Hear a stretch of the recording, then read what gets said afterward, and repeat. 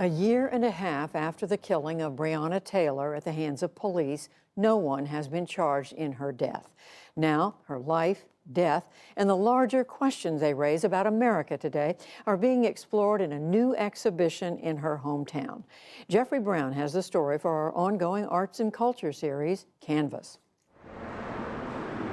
A large portrait of a young woman in a turquoise dress, hand on hip, eyes ahead, strong and confident. But this was painted posthumously, an image to force America to remember a life and say her name, Breonna Taylor. Family and friends are remembering Breonna Taylor. The 26-year-old medical worker was shot and killed in March 2020 by Louisville, Kentucky police officers in a late-night raid on her apartment. Say her name! Say it again! Since then, her name has been chanted during protests worldwide. Her image has come to represent Black lives taken without accountability or justice. We won't forget!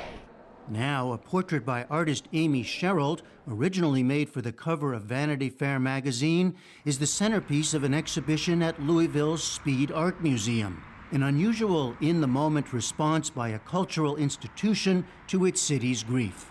Toya Northington oversaw the museum's community outreach. We were coming right from protests. Race relations weren't great in the city, right? It's still very tense, still very divided. It's one thing to say, hey, we have some memberships, right? But it's another to say, listen, we're going to take on this subject matter that means so much to so many people, and we're going to do this justice. We need you to join us on that. Most important of all, that meant including Breonna Taylor's mother, Tamika Palmer, from the beginning. Allison Glenn of the Crystal Bridges Museum in Arkansas served as guest curator of this exhibition. What was important for you to get from her? It was important to get her trust more than anything. This is her daughter and the story about her daughter within the context of an exhibition, which is the field that I work within, the field of contemporary art, museum work, and stepping into the space of telling a story that is focused on a portrait that was painted of her daughter. It was extremely important to gain her trust. Everything else would follow, but that was the most important thing. Tamika Palmer provided a wall text about the night her world was shattered and a timeline of her daughter's life. She also offered 3 words that became the exhibition's title: promise, witness, remembrance.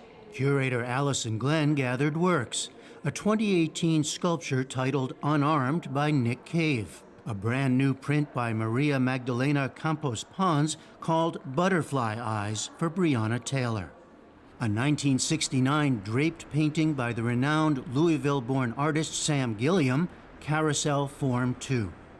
The Promise section reflected the use and abuse of national ideals. Oh, say, can you see? In Bethany Collins's The Star-Spangled Banner, a hymnal, and Neri Ward's We the People, made from colored shoelaces. I feel like this work, it echoes and reverberates because the questions you can ask are, who are the people? You know, who's we? Witness features recent images by Louisville photographers documenting the demonstrations in the city, and Noel Anderson's blurred and erased women from the pages of Ebony magazine.